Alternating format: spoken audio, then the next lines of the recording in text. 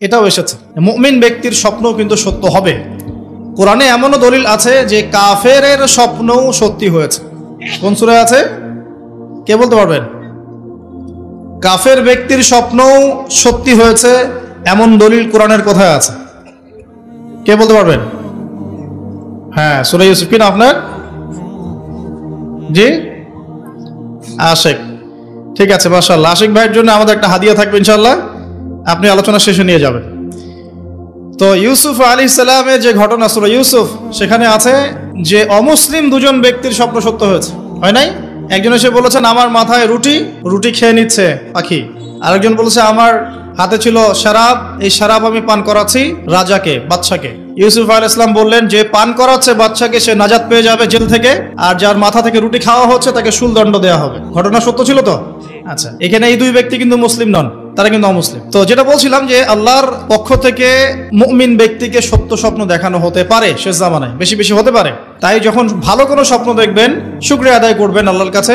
আর যদি খারাপ কোনো স্বপ্ন দেখেন তাহলে কাউকে বলতে যাবেন না। খারাপ স্বপ্ন দেখলে কাউকে বলতে যাবেন না, বরং 2 রাকাত নামাজ পড়ে আল্লাহর কাছে আশ্রয় চাইবেন। আল্লাহ, আমি এই খারাপ স্বপ্ন দেখেছি, এর থেকে তোমার কাছে আমি আশ্রয় প্রার্থনা করছি। পবিত্র কোরআনুল কারীমে সূরা আলে ইমরান এর 19 নম্বর আয়াতে আল্লাহ পাক বলছেন, বা'দা আউযু বিল্লাহি মিনাশ শাইতানির রাজীম, ইন্না দীনা ইনদাল্লাহিল ইসলাম।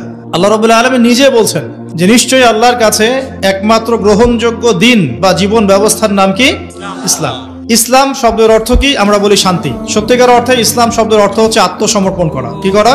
আত্মসমর্পণ করা। যে ব্যক্তি আত্মসমর্পণ করে, যে ব্যক্তি ইসলাম পরিপূর্ণরূপে পালন করে, তাকে আমরা বলি মুসলিম। যে ব্যক্তি ইসলাম পরিপূর্ণরূপে পালন করে তাকে আমরা বলি মুসলিম। যেমন এই মুসলিম শব্দের সাথে যে নবীর নাম জড়িত সেটা হলো, তিনি হলেন ইব্রাহিম আলাইহিস সালাম। সূরা হজ পড়ে দেখবেন, হুয়া সাম্মাকুমুল মুসলিমিন, তিনি তো আমাদের নাম দিয়েছেন মুসলিম, এই জাতির নাম দিয়েছেন। তিনি আমাদের জাতির পিতা, মুসলিম জাতির পিতা। তো ইব্রাহিম আলাইহিস সালামের ব্যাপারে আল্লাহ পাক বলছেন, ইয ক্বালা লাহু রাব্বুহু আসলিম ক্বালা আসলামতু লিরাব্বিল আলামিন। যখনই আল্লাহ পাক ইব্রাহিমকে বলতেন আলাইহিস সালাম যে আত্মসমর্পণ করো, ইব্রাহিম আলাইহিস সালাম কোনো বিজ্ঞান যুক্তি দর্শন খুঁজতে যেতেন না। তিনি বলতেন আসলামতু লিরাব্বিল আলামিন, আমি বিশ্ব জগতের প্রতিপালকের কাছে আত্মসমর্পণ করলাম। উদাহরণ দিচ্ছি, আল্লাহ রাব্বুল আলামিন ইব্রাহিম আলাইহিস সালামকে বলেছিলেন স্ত্রী এবং সন্তানকে জনমানব শূন্য কাবা ঘরের পাশে রেখে আসতে। ঠিক আছে, জানি তো আমরা। ইব্রাহিম আলাইহিস সালাম জানতেন সেখানে কোনো মানুষ নেই, কোনো পানি নেই, কোনো প্রাণীও নেই, না খাবার আছে, না পানি আছে, না কোনো প্রাণী আছে। এরপরেও তিনি স্ত্রী এবং সন্তানকে সেখানে রেখে আসলেন। আল্লাহ পাককে প্রশ্ন করলেন না কেন রেখে আসবো, এর পিছনে কারণ কি, যুক্তি কি, দর্শন কি, জিজ্ঞেস করেছেন?